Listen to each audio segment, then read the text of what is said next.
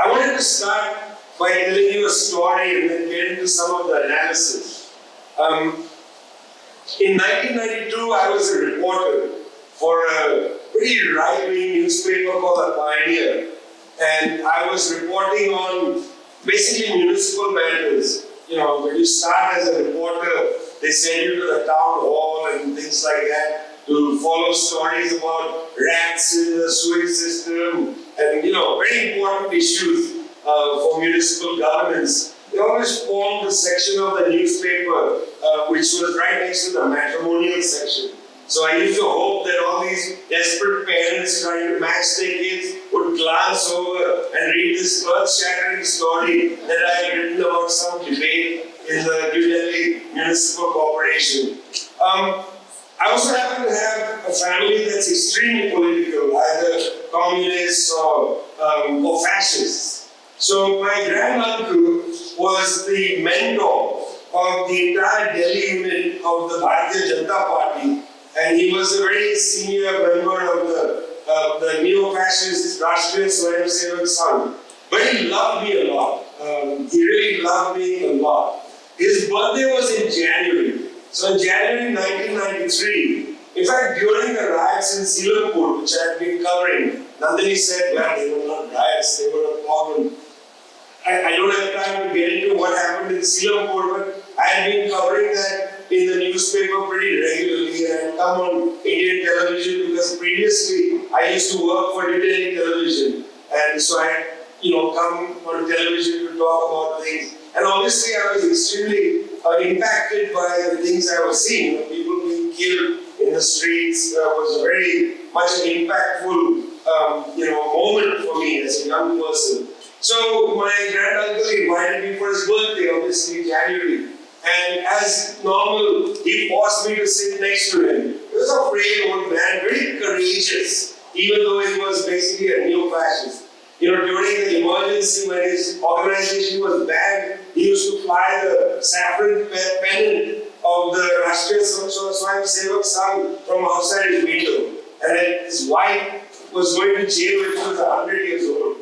These are really brave people, but fascists, super fascists, like the top level fascists.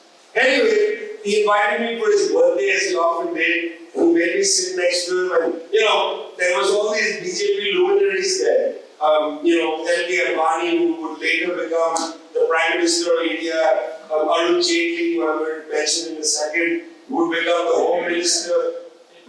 Deputy Prime Minister, Advani, Deputy Prime Minister, a whole gang of, the BJP upper level at that time was there in 93. They hadn't yet tasted government fully. Advani had been the Minister of Information and Broadcasting during the emergency period, after the emergency period. So they had governance, but they hadn't tasted complete power yet. So at the birthday, the cake was brought out, it's the hilarious thing, a bunch of neo-fascists, there's a cake, everybody's saying happy birthday to you. And then my granduncle says, "Hum mandir wahi banayenge." We will build the temple exactly there. And everybody chants and they go, "Jai Shri Ram." And I was sitting right next to him. And at which point, what he used to often do, but this was really special because the top brass of the BJP was there. He then said, "This is my favorite grandnephew. He's the best boy of his generation in India. He's a communist, but he's the best boy. He reads everything and whatnot and so on." And so, I was sitting there horribly uncomfortable. Although I've never been the kind of person who said, "Well, you're a fascist, so I'm not coming to your house." I mean, I enjoy meeting all kinds of people, and it's curious, what are fascists like when they're relaxing? So, I never, and I also love them because they were older people, and you have relations with people, you shouldn't be so petty. Let them be petty. We should be open-hearted. So I used to go for all this. Plus, they made really good food. So, and I was young and broke and working as a reporter, and coming from Silampur to a big bar. I was living in a one-room place in that's luxurious, Anyway, so Arun Jaitley at one point grabs me. Later he became the Home Minister of India. He was a real father. He was before that, the leader of the student wing of the BJP, the ABVP. Akhil Bharatiya Janata Party. So Arun Jaitley grabs me by the shoulder and takes me out to the veranda.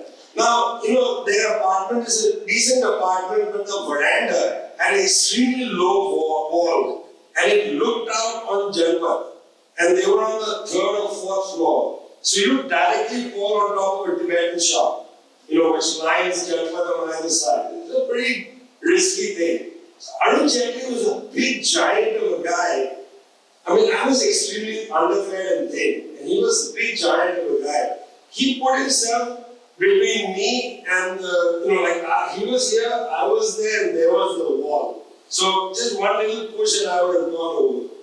Arun Jaitley starts to tell me, Vijay, we read all the things you write and you come on television and you criticize us and you say all kinds of things and we follow what you're saying about what's happening. You don't understand the danger of the Muslims in this country. Oh, he's giving me a really good ideological lecture. And then he says something to me which I think is pretty stunning. He said to me, you can write anything you want. It's a free country, which actually is interesting because given the crackdown of the BJP on a website that I had found called Newsclick, it's curious that he would say to me, it's a free country, you can write anything you want. Anyway, it's a free country, he said you can write anything you want. He said you can write anything you want, but if you make fun of us, be careful. If you make fun of us, be careful. Those are the most chilling words I've heard. And I've been to Iraq and covered wars and I've never been more scared than at that moment. That to me is the essence of Indian fascistic politics. That kind of bullying. If you make fun of us, be careful. It's a direct threat. I was a journalist with a press card. I was in my granduncle's house who just said I'm the best person in my generation. Yeah, he's a great kid. He's really bright, but he's a communist, but he's still good. And this guy takes me out there. He adored my granduncle. He was the guy who brought him into the. Why would you bring this thug into your. He brought him into politics of that kind. And he says, you made fun of us, people. That's a character of what I'm going to talk about today. It's important that you just get that sense of these are interesting people and they are in power. In 2014, it was pretty extraordinary when the BJP won a complete mandate. India had, after roughly the 1967 election, with some exceptions, become a country of coalition governments. There were some exceptions after the emergency. Indira Gandhi did extremely well after her assassination. There were some exceptions. But by and large, the electoral scene had become one of coalition governments. The BJP shocked everybody, actually. In fact, it was a shock in 2014 when they won a complete mandate. And then Modi was put forward as the Prime Minister. Now, Modi, as Nandini said, has had a checkered history. As a consequence of what happened in Gujarat, the US government denied him a visa for 10 years. He was not permitted to go to the United States for 10 years. Now, US government morality on anything is anyway doubtful. Because after all, they are participating in a genocide against the Palestinians. So I don't really take their position as a standard of what is or what isn't a pogrom. On the other hand, even they were so embarrassed by the evidence, largely that Modi's party was also killing Muslim Christians. They were so embarrassed by the evidence that they denied the Chief Minister of Gujarat a visa for 10 years. When he gets a mandate, of course he has to go to the US because he's going as the Prime Minister of India, not as Narendra Modi, Chief Minister of Gujarat and so on. So that immediately changed, but he came with a mandate. In the first term, Mr. Modi had been anointed by the Indian business community. Just before the election, they had an enormous gala event where all these people with, in a way, impeccable secular credentials, Ratan Tata, all these people came out there and they endorsed Modi. They didn't directly say vote for Modi, but they had this big fest, the Gujarat Fest for Business, saying, this guy knows how to make business shine. It was not really India shining, it was Indian business shining. He's going to make Indian business shine. In the first term, Modi's main discourse was about Vikas, development. That was the main push. He used the assets of the state very cleverly. What he did was, he firstly took all the old social welfare programs, which had been, actually kind of essential for the survival of hundreds of millions of people who can't eat, without some assistance, because the Indian economy is so badly organized. He took all those programs and he renamed them. His major push in that first year was to centralize himself as the giver of welfare. So they all became Prime Minister's Fund 4, Prime Minister's Program 4, with Modi's picture on them. This is actually a brilliant move of American-style political reorientation. So rather than actually start new social welfare programs, he just amassed a bunch of them into a new platform called the Prime Minister's Fund for XYZ, and people received notice that they were getting this directly from Modi. And what the BJP did, which was so clever and masterful indeed, is in certain key parts of the country. So for instance, there's a scheme, to give you an example, there's a scheme where the Indian government provides certain people at a certain level of poverty gas cylinders so they can cook in their homes. This gas cylinder scheme has been there for decades. It's not a new scheme. But the Modi government said it's a Prime Minister's scheme for gas cylinders. So poor families would get gas cylinders. The BJP got lists of people in neighborhoods who got the gas cylinders. And they organized those families into basically Prime Minister fan clubs. And they built upon the delivery of redistributed basic assets, redistributed that had been redistributed for decades. These families wouldn't have been able to afford either to buy a gas cylinder or get subsidized refilling of the gas cylinder. They were getting it from the state as they had previously. Modi centralized the whole scheme around himself, so he became the Annadata, the great giver. And also, they organized people who were getting this social welfare. This had not really been done before. This was very clever. It's an innovation of the BJP. So in states like Rajasthan, Madhya Pradesh, they created these sort of semi-fan clubs for Modi. This deepened Modi's appeal among sections of the upper end of the working class, lower middle class, mainly in rural, in urban areas, in cities and so on. They entrenched the power of Mr. Modi. Personalization of Modi's rule in the first term was essential. That term goes till 2019. It was almost guaranteed in 2019 that they would win an election, and they started broadcasting this as Modi 2.0. This was very clever. This is all almost American public relations people that were helping them. Modi 2.0. It sounded modern. It sounded better than Manmohan Singh's re-election campaign, where the Congress party started circulating his curriculum vitae, saying that, look, he's got such a great curriculum. He was teaching in Oxford, he was doing this, that. That was supposed to make people impressed with Manmohan Singh. So it's not unusual, this personalization of the prime ministerial candidate. India is not a presidential system. Nobody runs for prime minister. You run in your constituency, and having won a majority in parliament, a parliamentary group elects the prime minister. But over the years, in many of these kind of parliaments, the prime minister role has become presidential. People run, like in the UK, Keir Starmer ran for prime minister. I think it's a really undemocratic thing. It's unfortunate that this has happened. We're all sort of becoming presidential. And Modi came to that election, the second election, 2019, regally. He came above everything. He barely campaigned himself. He sent surrogates everywhere. When he spoke, those were decisive, and those were live streamed in different places around the country. It's like the leader is speaking.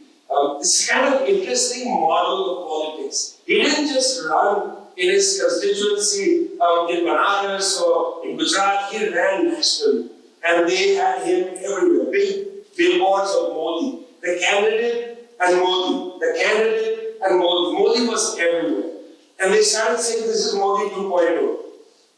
Okay, the BJP won again the second time. Pretty good mandate, 303 seats. I mean, they got by themselves in a 543 parliament and they formed a government. This time, Modi basically started setting aside the alliance, the National Democratic Alliance, in the second term, and really governing more as his close associates in the BJP, Amit Shah and company, and himself.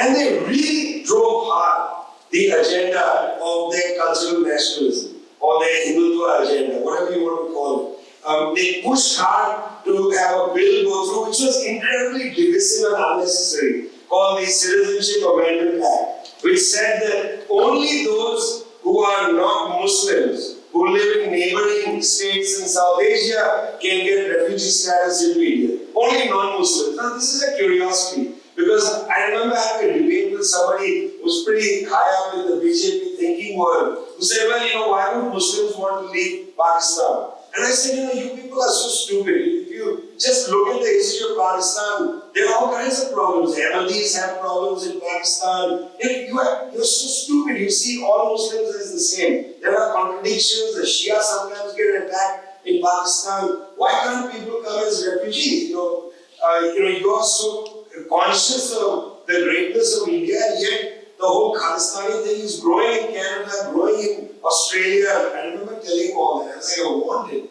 You think you've got it all made in India? Watch out for the growth of Khalistani politics elsewhere. He was like, you don't know anything, leftist, you guys are irrelevant, you are urban Naxals, all of that. So, I mean, he's sending me WhatsApp messages saying, in big quotes, urban Naxal. I was like, are you 5 years old? I mean, it's like, you're a senior person in the BJP intellectual community, and the WhatsApp message you send is urban Naxal in all caps. Because who writes WhatsApp messages in all caps? Somebody who doesn't know how to use the internet, and those people are actually dying away. Now people understand, don't send messages in all caps, you look like a nutcase.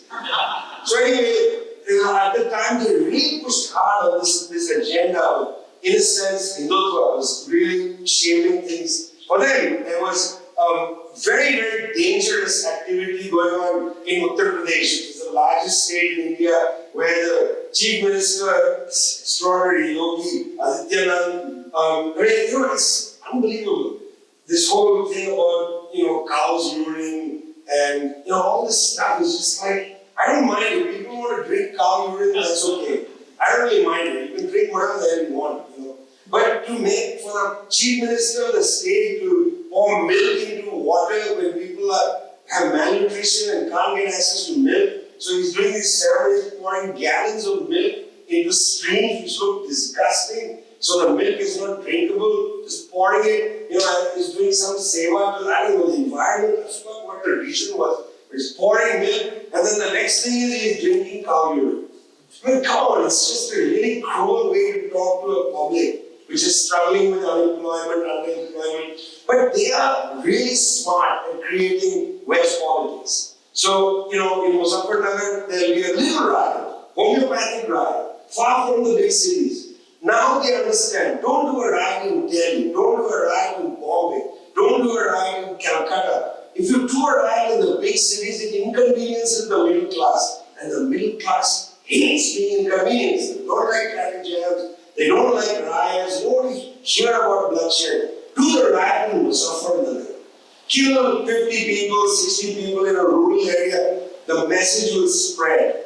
Kill some poor fellow going to, taking a cow to a slaughterhouse, just kill him on a highway, walking on an embankment in a rural area. That lynching video goes viral, people see it, it emboldens the fans of Hindutva, others are scared, it chills the Muslim community. I remember even in Calcutta speaking at, there must have been like 100,000 people on the crossroads of two streets. I spoke there super hard against Modi, came down, and a Muslim guy who was selling water on the side came up to me and said, it's amazing that you can speak like that because I can't even talk in my family about what's happening. I'm scared to just talk to my family members, he said. I thought, that is where the sense of chilling the public discourse has come. That was Modi 2.0. Of course, the pandemic hits, and that's its own disaster. I don't want to get into this in too much detail, but I really do want to argue, and this is the bulk of what I say today, is that even though the BJP comes back in the 2024 election, and despite the fact that Modi is the Prime Minister again, there is no Modi 3.0. This was manufactured fully by the BJP High Command office in Delhi. They wanted to go out there and say this is Modi 3.0. And the sad thing is, maybe not sad, maybe the obvious thing is, all the media followed them. So if you just type into Google Modi 3.0, everybody, The Economist, Business Standard, everybody repeated that this is Modi 3.0. Now, why do I believe there is no Modi 3.0? After all, he's only the second Prime Minister in India to have a third consecutive term. That is pretty extraordinary feat. This is the 18th Lok Sabha. There was only one Prime Minister with three terms. Modi is the second. It's pretty extraordinary. But this is no longer the triumphant mandate.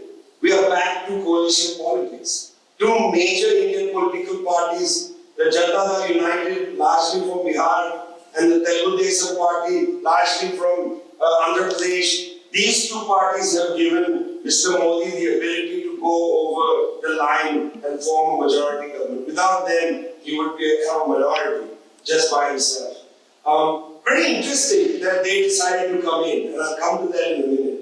Because Nitish Kumar comes out of what would be called, I suppose, a kind of socialist tradition. He was a part of Vijay Prashad, comes out of the Lohiya tradition, if you know what that is, Raman. Lohiya, these are anti-communist socialists from the 1940s and 50s. Vijay Prashad from the 60s and 70s. Nitish Kumar was a student radical in the big JP Andolan, the big uprising of JP. He was alongside Lalu Prasad Yadav. These were standard bearers. In the 1990s, Indian socialism closed down its shop. They basically became the regional capitalist party. So in Uttar Pradesh, it's pretty sad that the Samajwadi Party, Samajwadi means socialist, so the Socialist Party in UP is one of the most corrupt capitalist parties, previously led by Mulayam Singh Yadav, now led by Assad. So, this is not a socialism that we will remember. This is a kind of Gandhian anti-communist socialism, which played a very important role in India until they completely surrendered their ideology when India liberalized in the 1990s. It played a key role because they were part of the coalitions that fought to increase social welfare in India. Not to build socialism or communism, but to increase social welfare. In a sense, the socialists or the Samajwadi tradition were a little bit like the economic liberals. I don't mean neoliberals, but they had a social welfare agenda. They were social democrats. In a very, very clear sense. They were like European social democrats. They believed in expanding the welfare state, providing subsidies to farmers. And when they collapsed, it made the left's job very difficult because the left had been the revolutionary tradition of organizing workers and peasants to build their power. With the collapse of social democracy, the left had to fill that space. So our lot suddenly had to be there fighting for more days of work for farmers, Manrega. We had to fight for Manrega. We had to fight for the farmers, for the Forest Protection Act. We had to fight for Adivasi protection. We had to be out there. Things we would have done anyway, but now we were basically alone because there was nobody else. So a tiny Indian left had to fight to put these things on the agenda alongside social movements. But in the political sphere, the Samajwadi tradition had collapsed. So they joined, at least the Bihar branch of that tradition joins this third Modi government. And then the Telugu Desam Party was basically a regional language-based national party, which was supported by the Telugu-speaking bourgeoisie of that central area of India, now Telangana and Andhra Pradesh. Chandrababu Naidu, who leads that party, is actually, if I was to write a biography or a dictionary of political terms, under the term opportunism, I would place two Indian politicians. One is Chandrababu Naidu, who is a classic opportunist, like he actually fits the description perfectly. The other is Yashwant Sinha of Bihar again. Atul, I'm going after Bihar a lot. So, yeah, but Yashwant Sinha was the amazing opportunist. Because I remember being on a BBC debate with him in '93, where he was savaging the BJP for what they had done in Ayodhya and so on. I'm sitting there on the stage saying, I don't have to say anything. Yashwant Sinha from the Samajwadi tradition is attacking, I had forgotten who the guy was from the BJP, Murli Manohar Joshi, attacking him. And then suddenly he joins the BJP. Then he leaves the BJP, makes his own party. Then he rejoins the BJP. Then he leaves the BJP, but his son joins the BJP.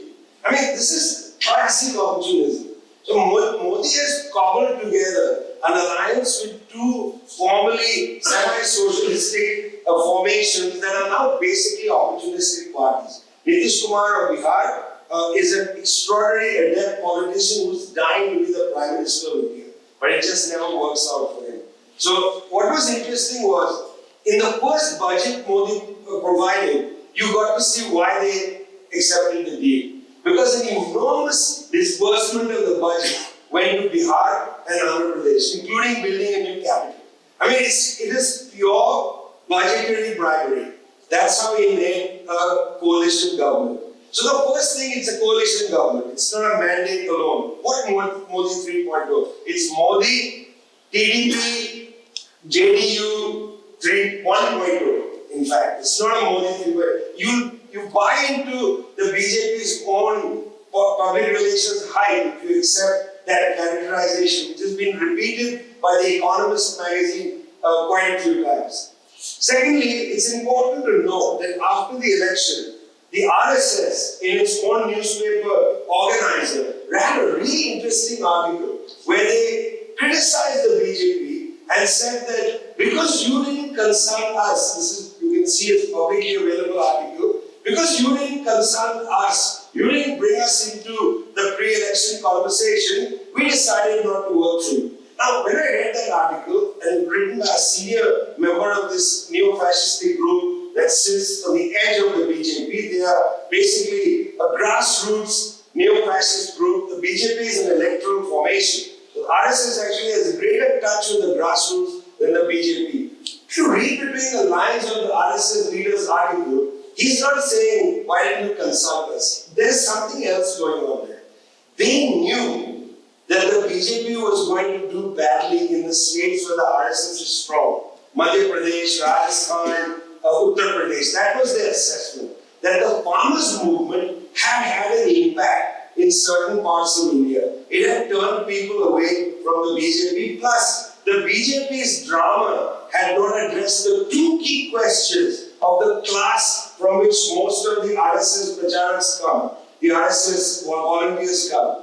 One, inflation, and the second, employment and underemployment. The BJP hadn't addressed this for that class, small shopkeepers and their children who were going to college and were getting jobs that were beneath their degree. So very much underemployed. Also, employment rate for that sector is pretty high.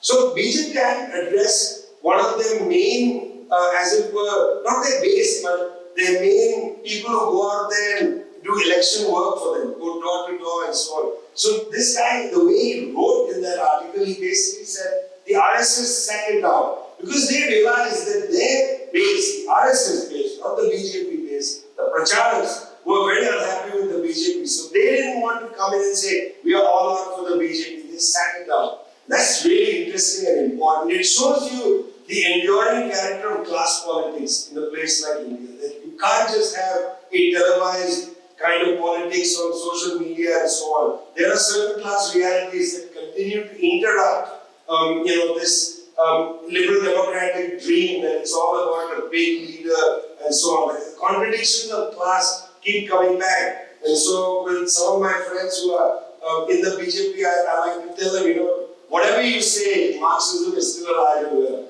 Because we can analyze better why you lost 20% of seats, but your vote share only went down by 0.8%. Why did the vote share only go down by 0.8%? Because in a large part, this was an anti-incumbency election. where the BJP had been incumbents in state government, they lost. Where they were not incumbents, like in Odisha, they smashed the Bharatiya Janata Party, which was in power in that state. So this was largely an anti-incumbency election. There's a lot of space, therefore, in India for different kinds of politics. It's not, I fundamentally disagree with people who say, this is like, there's a fascism in India. There's no fascism in India. There are contradictions all over the place. And there's a lot of space to transform the system, the society, and so on. It's not flattened, by a bulldozer called Modi or the BJP. There's a lot of contradictions. Those contradictions are coming out most apparently in the arena of foreign relations.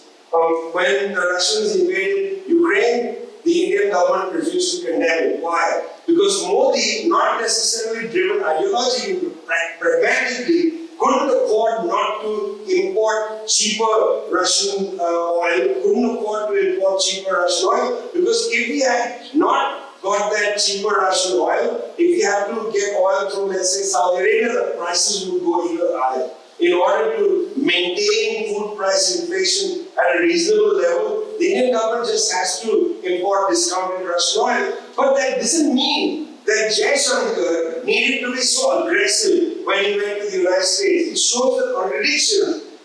India is reaching a point, and I think this has to do with national confidence, not Modi or the BJP. We cannot conflate these things. There's a kind of national confidence that comes from not India itself or the BJP, but across the global south. There are some changes, and we can talk about this in the Q&A. But when Jaishankar says, for instance, we're not interested in the NATO mindset, he's not just speaking from India, he's certainly not speaking just from the BJP. This is a feeling across the global south. Lots of countries are now coming to the point we want to put our national interests ahead of the interests, say, of the Washington consensus. Our national interests should start prevailing. It's very small steps, and you see small indications of it, not really anything dramatic.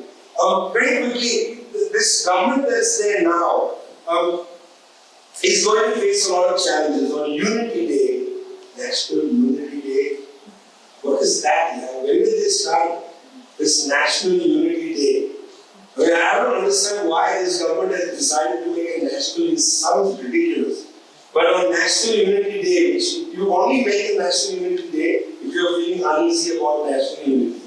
If you're confident about national unity, you don't do a National Unity Day. This is not a sign of national unity. It's a sign of, you don't know what's going on in Mizoram, you don't know what's going on in very many parts of the country, so you just fabricate National Unity Day. Modi gives a speech where he attacks. He says, we've defeated Naxalism, Maoism in the countryside. Now they've come to the city, so we have to go after urban Naxals. Remember that thing that the guy wrote to me in all caps? Urban Naxals. Yeah, go after the urban Naxals.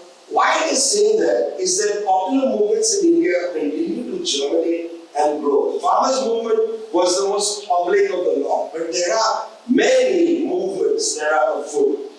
The sense of lack of confidence in the ability to defeat Modi should be washed away. I'm very much more optimistic that, okay, here it comes. There in about 20 years, there will be space for India to deal with some of these contradictions. The contradictions are alive and well. Caste contradictions, gender contradictions, contradictions of region. There are states that are extraordinarily angry with what's happening in New Delhi. I doubt that the AIADMK can ever win again in Tamil Nadu easily. At least, at the state government level. Lok Sabha, they'll always win in areas where they are extremely strong. But the regional question, the language, these contradictions are alive and well. And they open the space for an enormous amount of political activity.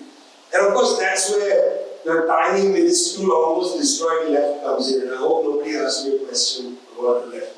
Because that then I would go on for like 2 hours about that. Here's the bottom line. Mr. Narendra Modi is back in power. They have the same cabinet that they had in Modi 2.2. It's almost like a continuation. The very same cabinet. In fact, it's extraordinary. The fellows in charge of national security and so on, Ajit Doval, they're all the same. They didn't change anything. The help they gave, or the seats they gave in the cabinet to the Telugu Desam Party and to the Janata Dal United are not consequential. It was basically the money in the budget, I think, that caused the deal. It's a BJP government. So that is in fact true. But the agenda they are trying to move seems so incoherent. It's very interesting. I'm just saying it like this because it's hard to cast a judgment in just about 140 days of a government. It's a massive government. Modi does exactly what he always does, which is anytime there's a crisis, he gets on a plane and goes off. After the reduced mandate, rather than face the press, he zipped off to Italy. He wasn't even invited to the G7. India was invited as an observer. He got on a plane and left India. So then he didn't have to face the Indian press, which he never really does. He's not keen on press conferences. But his surrogates come and they talk and they are extremely weakened by what has happened. So what is the agenda that they're going to place? It's going to be very interesting to watch. Already these shifts in foreign policy are starting to have some impact within India. People feel that their government is no longer subordinated to the United States. That's interesting. Will that open space for new kinds of struggles? India is no longer that keen on the strategy of encircling China.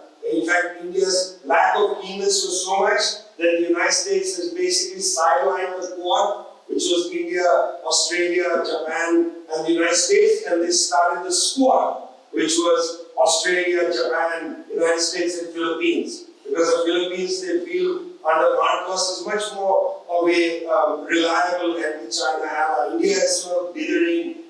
Partly it's the BRICS, partly India does see the economic advantages of trade with China, which Australia will never see, because this country has no independent foreign policy. Hasn't had one since those fellows landed in Sydney Harbour, was first subordinated to the United Kingdom and is now subordinated fully to the United States.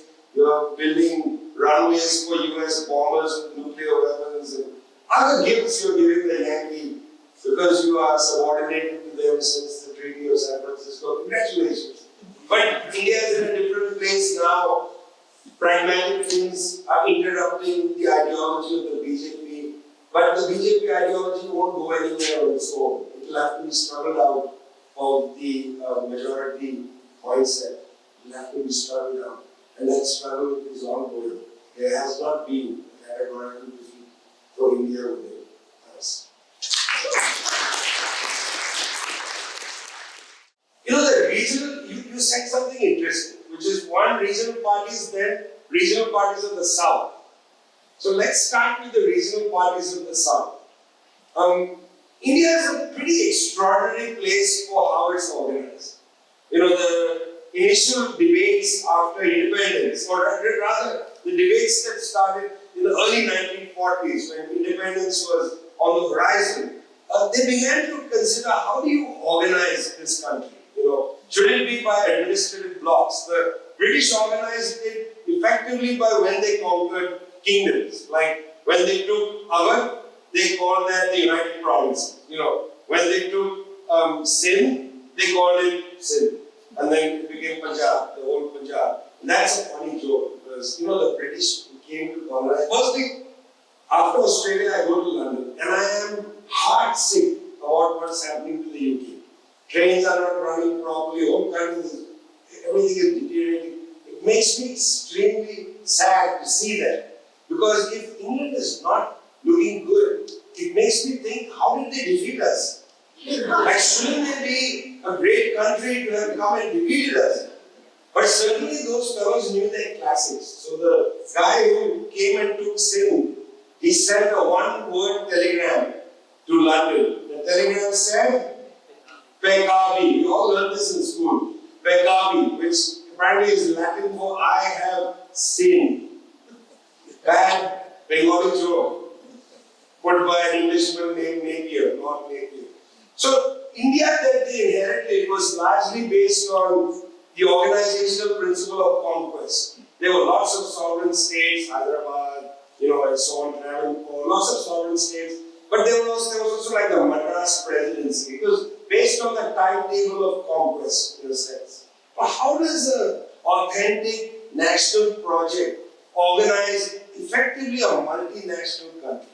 Because India is a multinational country. I was trying to explain to others, there is no national language in India. You cannot, it's a really offensive thing to say that there is a national language. There's an official language for government functions. The official languages are for parliament and paperwork and so on. There's no national language in India. India does not have a national. There are languages of states. So Hindi is not the national language of India. That's what the BJP had wanted to propose. But states like Tamil Nadu said, no, our language is Tamil. That's our state language. India is organized on the principle of the linguistic principle of states. These are linguistic states, not ethnic states. Even though the right emerges after independence in Maharashtra with an ethnic claim that Maharashtra is for the Marathis. Not true. Maharashtra was designed for Marathi speakers, and there were lots of non-Marathi speakers in Maharashtra, but it was the majority Marathi speaker area. Initially, after independence, Maharashtra and Gujarat were one state, one large state. Those were two languages. Then there was a reorganization. Gujarat was separated. Gujarati speakers. It's not an ethnicity. This is not a racial, ethnic division of states. It's all done initially on linguistic lines. The problem is that is the essence, by the way, the linguistic nationalist sensibility is the essence of the state political parties. So even when the Congress party was a hegemonic national party, the Congress party in Tamil Nadu had a Tamil sensibility. It was different from the party in Gujarat and so on, because it had to appeal to people there. There was a nationality question that was placed right from the 1950s when people committed suicide on this question, in particular Tamil Nadu, saying that we don't want the imposition of Hindi. These words, imposition of Hindi, is an enormously divisive concept. Imposition of Hindi, nobody wants that. In parts of the northeast of India, there are a number of local languages, but also people say we prefer English. And that has to do also with the role of Christianity in that part of the country. It's a very complicated thing to administer. A country like India is very complicated to administer. In many ways, when I think Humayun Kabir or somebody in the 50s said it's the United States of India, or it's like all of Europe. It's like all European countries in one. That's India. Well, the BJP, when it arrives, founded in the north of India, the Indian right wing has actually had a hard time organizing for the first 30-40 years of India's history. From 47 to roughly the 1980s, no real right-wing party consolidated itself. The Bharatiya Janata Party, the forerunner of the BJP, founded in the 1950s, was a North Indian party. It had a character of, in fact, not even North India. It had a character of Western India. There was people from Bombay section, Maharashtra, Gujarat, some from Madhya Pradesh, from the areas where the RSS was strong, Delhi, and so on. That was the bastion of the Bharatiya Janata Party. The other right-wing party in India is now long forgotten, the Swatantra Party. That was a hard-right businessman's party from the metros. None of the right parties had any role in India till the 1980s, till the Indian National Congress started to liberalize the country. Once they opened for foreign investment and they gave up centrality of social welfare, the right came in. Because when the Congress started to move right and move the country rightward, then it became clear that the right-wing parties are a better place to vote than the Congress, a more authentic right-wing party. And so the BJP starts, but it still largely has a cultural orientation of Northern India. Still, North and Western India. So that's their base. Because they are so heavy on Hindi, and the Hindi imposition question, even though many of them are Gujarati speakers. So Modi and Amit Shah talk to each other in Gujarati, but they still believe in one language, National Unity Day. They said, again, one language. This is anathema to southern India. So south of the Vindhya mountains, the Godavari river, that area, there is an antipathy to the BJP. There's only one state in South India where the BJP actually does well electorally, and that's in Karnataka. And that's because in Karnataka they play the caste equation extremely cleverly. There's an intense caste, the Lingayats and that whole story in Karnataka has its own dynamic. But even in Karnataka, the BJP party is a caste patronage party. It's not a Hindu nationalist party. It's a BJP, but it's not like the BJP in Madhya Pradesh and so on. Right? So the regional southern issue, it's like a wall against Saturn. They are not really able to break through. Every once in a while, they make clever alliances and win a seat here and say we breached the wall. But it is not possible for the BJP, for instance, to sweep Tamil Nadu. The Dravidian political culture is much too strong. Tamil nationalism is much too strong to allow the BJP to come in. But this is not only the South. This is also in other areas of India.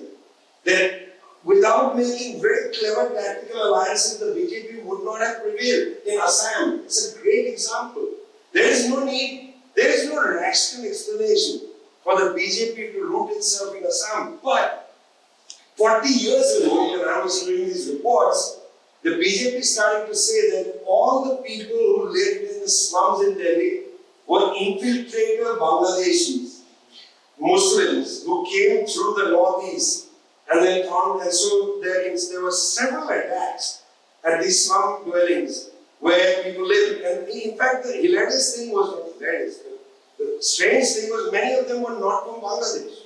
They were not, some were from the northeast, some were from other places, but the BJP used this anti-immigration thing to make inroads in the northeast. That is endured. So there are lots of regional contradictions that are important, I think, to look at. You can't look at it only nationally. India doesn't have a national politics. Its national politics is built from the regional parties. The left must be understood broadly. I mean, India is a country of, to quote V.S. Naipaul, not that I like any of his books, but this title is good, A Million Mutinies. India is a country of a million mutinies. Wherever you go, people are upset about something. There are protests all over the place. The farmers' movement was extraordinary. That was not a random set of anarchic protests. It was built by farmer organizations.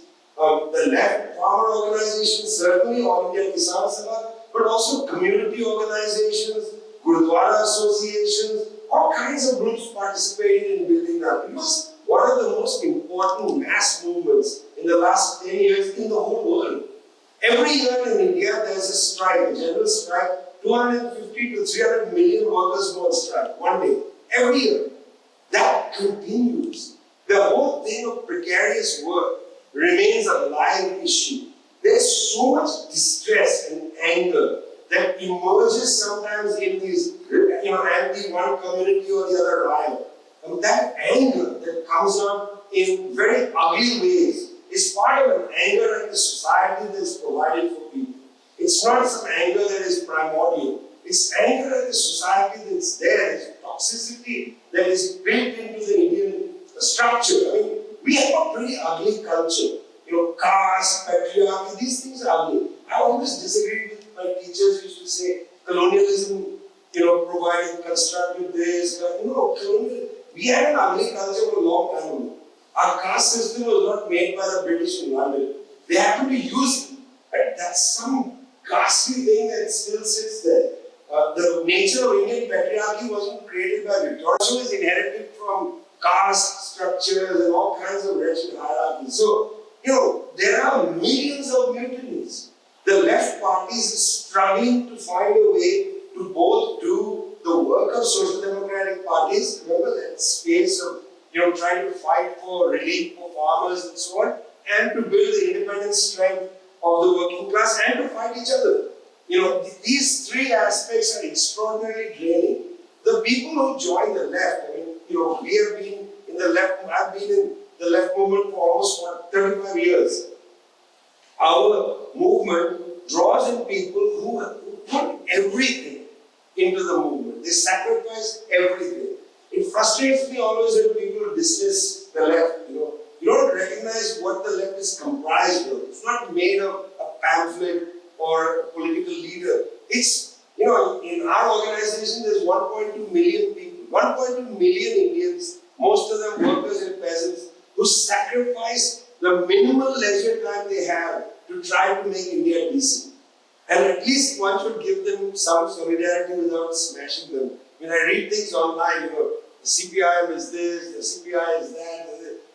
Guys, calm down. The CPIM is made up of peasants, workers, intellectuals, a whole range of people who sacrifice their leisure time to try to make India a better place. Now, you have a better way you want to do it, go ahead and do it. That third aspect, people just gutter sniping each other, such a waste of time. It's time really to build the unity of these million mutinies and build the independent strength of people who don't have a voice in the parliament. Those are the three questions. Firstly, next month in November, our institute will release a dossier on the concept of corruption. And I highly recommend it. It's a critique of Transparency International. The corruption debate in India was created by a right-wing social worker by the name of Anna Hazare. He introduced the concept of corruption with a sort of dramatic hunger strikes and various things to attack not the big bourgeoisie, not the big business, but to attack the politicians who are not in the BJP. So this was a constructive discourse. I mean, come on, every politician is corrupt. If the camera wasn't running, I could tell you some fantastic stories of bribery. But I can't compromise people I know. But corruption is, and what is corruption? How is it that when I give a bribe to a politician, that's corruption? But when a big business doesn't pay taxes, that's not corruption. I mean, Mr. Adani owns ports in Gujarat. He owns the port of Haifa. He has a stake in the Dubai port, and he owns 2 ports in Greece. Mr. Modi made a big deal of the India, Middle East, Europe corridor. That whole was not an India, Middle East, Europe corridor, it's an Adani corridor. He owns all the ports. That's corruption. Me slipping, 500 rupees to a cop to prevent getting my car impounded. How is that corruption compared to that, where the national wealth is being given to one guy? So the whole idea of corruption is completely politicized. This is not to say that slipping money to a cop is a good thing. But I mean, if you don't pay public servants a decent salary, you don't train them in institutes of public administration, this is what you're going to have. I mean, the outcome of the IMF insisting in reductions in public employee salaries and then the closure of our institutes of public administration. When somebody joins the police force, they need ideological training. They need to go to a 2-week camp where they learn what it means to wear a uniform and all that stuff. They should be proud of their great history, all of that. We don't do that anymore. There used to be institutes of public administration all around India. All people who did UPSC exams, who got into the services, would go through ideological training. I remember lecturing at the Foreign Service Institute in Missouri, and there's one right near JNU. You go there and explain the origin of Indian foreign policy. All of that is vanished. So you have a country where it used to be when in the earlier period in India, you did well in the UPSC exam, the public service exam, the top choice people had was for the foreign service, most prestigious. Today the top choice is for customs, police, and one more that's about bribery. This is a direct indication of the caliber of what's happening to the services. But this is partly because public service salaries are gone. 11th pay commission raised salaries. There was a dramatic raise. We used to see on college campuses. Professors used to come on bicycles. After the 11th pay commission, they started driving cars. It changed the character of the professors. They had a different class orientation. All the Marxists became post-Marxists. It does make an impact on you. Suddenly you have savings and you want to buy a holiday house, and it changes your orientation, your sense of the 2 chapatis, dal for lunch disappears. Suddenly you're driving out to eat at a multi-cuisine place down the road. You're not eating in the mess with the students. That changes the culture of everything. Yeah, So corruption, it's really very, very ideologically used as a concept. Transparency International was set up by these scoundrels from Germany in the 1990s, basically to delegitimize the state and to say they privatize everything because states are corrupt. And now we look at, oh wow, transparency has said India is here or Zambia is there. It's completely fraudulent. The whole index is designed by surveys of business people who tell you the experience of corruption. How is that a ranking system? It's completely fraudulent. And yet the World Bank uses it, IMF uses it, probably the Australian government uses it. When they give overseas aid, they say, oh, this is a corrupt country, no aid for them. It's crazy. You know, we bought into things without investigating where they come from.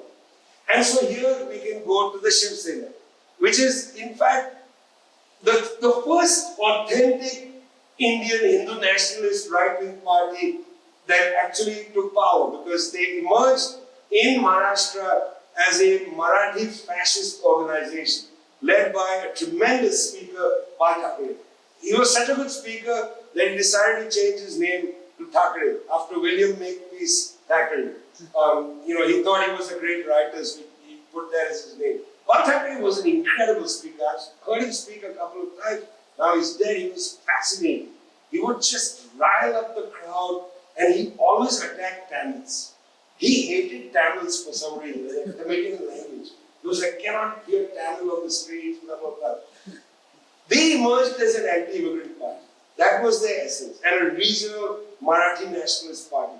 And they have a problem with the BJP because they hate the fact that the BJP has entered their territory of Maharashtra. That they should be the governing party of Maharashtra, and the BJP should honor their historical control of Hindu nationalism in that state. This is basically an electoral fight, a fight over resources by two strands of Hindutva, one from Maharashtra, the other which is much more national. So that withering is there. But also, when a party is the inheritance of a father to a son, it all depends on the son's orientation. Now, I remember, because of that strange connection, I remember once meeting L.K. Advani's children. And I was just stunned that they were completely, they went to, I think, modern school, I think. They didn't speak Hindi. They were interested in whatever pop music. And, there was nothing BJP about the kids. And Bal Thackeray's son also, there's extremely little Marathi nationalist about him. He's basically holidays in London, skiing in the Swiss Alps, that kind of thing. So you hand over a party to a kid like that, he doesn't have Bal Thackeray's authentic Marathi hate. He doesn't possess it. So he's all about election. He's not about this great hater of India, who I admire because he hated authentically. He was real, he was sincere. He wasn't an opportunist. I detest opportunists. If you believe something, believe it. If you are hateful in your belief, tell me you are. Let's fight about that. Opportunists are the worst. They don't believe anything. And in our world today, we are inheriting politicians who are increasingly not believers in anything. They are mediocre and pathetic, your Prime Minister included. They don't believe in anything. What are they? How can we take orders from them? We want people who believe. And I really hope that at least the younger people here will learn to believe and do things because they believe in it and they trust themselves. Not because somebody is telling them this is what you should do. Trust yourself. Be good to yourself, authentic, not insincere. Thanks.